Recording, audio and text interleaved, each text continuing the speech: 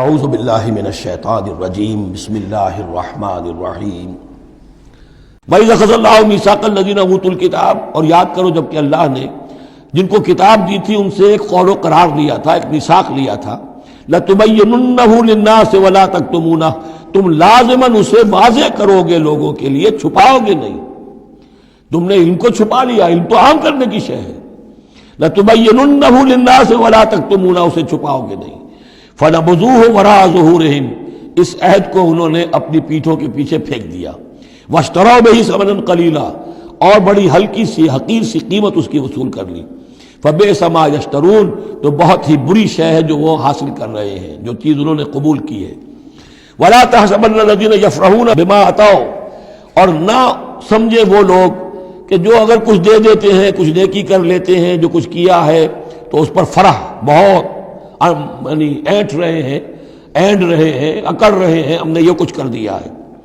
وَيُحِبُّونَ أَن يُحْمَدُوا بِمَا لَمْ يَفْعَلُوا، اور اس سے بھی اگلا درجہ ان لوگوں کا ہوتا ہے جو چاہتے ہیں کہ ان کی تعریف کی جائے ایسے کاموں پر جو انہوں نے کیے ہی نہیں ہیں۔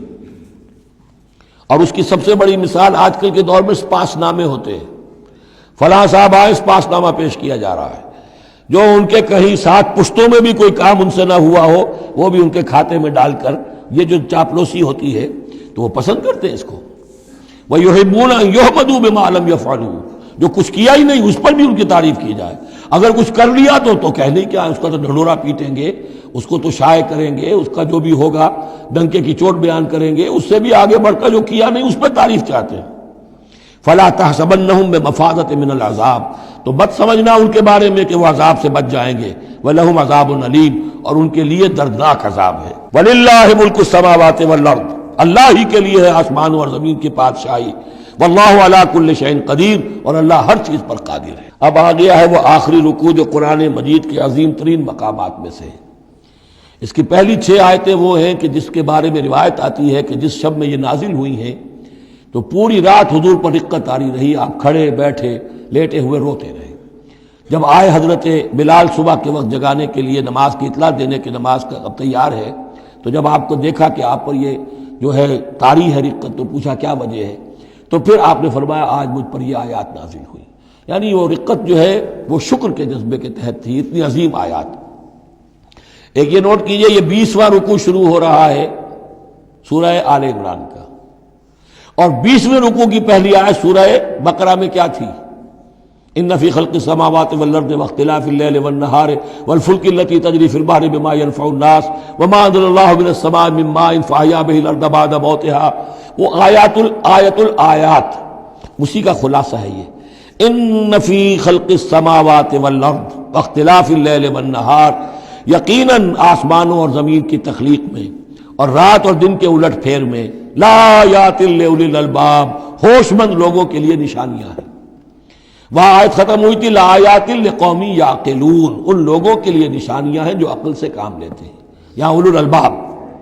یہ پہلا قدم ہے ہدایت کا کہ کائنات کو دیکھو، کھول آنکھ، زمین دیکھ، فلک دیکھ، فضا دیکھ، مشرق سے ابھرتے ہوئے سورج کو ذرا دیکھ، یہ سب آیات الہیہ ہیں، ان کو دیکھو، اللہ کو پہچانو۔ اگلا قدم کیا ہے؟ جب اللہ کو پہچان لیا اب اسے یاد رکھو۔ الذین یذکرون اللہ قیاما وقعودا وعلی جنوبہم، جو یاد رکھتے ہیں، ذکر کرتے رہتے ہیں اللہ کا، کھڑے بھی، بیٹھے بھی، لیٹے بھی۔ ویتفکرون فی خلق السماوات والارض، اور مزید غور و فکر کرتے رہتے ہیں آسمان اور زمین کی تخلیق میں۔ وہ ایک دوسرے نتیجے تک پہنچتے ہیں، پکار اٹھتے ہیں، ربنا ما خلقت ھذا باطلا، اے رب تو نے یہ سب کچھ بیکار تو پیدا نہیں کیا ہے، بے مقصد تو پیدا نہیں کیا ہے۔ اور پھر ذہن ان کا منتقل ہوتا ہے اپنی طرف، ہمارا مقصد کیا ہے، میں کس لیے پیدا کیا گیا، میری زندگی بس یہی ہے، کھاؤ پیو، اولاد جنو اور دنیا سے رخصت ہو جاؤ، اللہ اللہ خیر صلی اللہ۔ تو کیا مقصد ہوا زندگی کا؟ معلوم ہوا کہ نہیں، کوئی خلا ہے، انسانی اعمال کے نتیجے نکلنے چاہیے، نیکی کا بدلہ ملنا چاہیے۔ اس دنیا میں تو نہیں ملتا، اکثر نیکوکاروں جو ہے وہ دنیا میں فاقوں میں رہتے ہیں، اور بدکار جو ہے وہ عیش کرتے ہیں۔ تو کوئی اور زندگی ہونی چاہیے، کوئی اور دنیا ہونی چاہیے کہ جس میں بھرپور بدلہ مل جائے، مکافات عمل ہو۔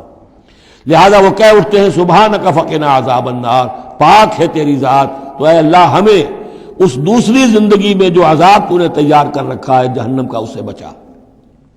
ربنا انک من تدخل النار فقد اخزیتہ، اے اللہ جس کو تو نے داخل کر دیا آگ میں اسے تو رسوا کر دیا، وما للظالمین من انصار، اور ظالموں کے لیے کوئی مددگار نہیں ہوں گے۔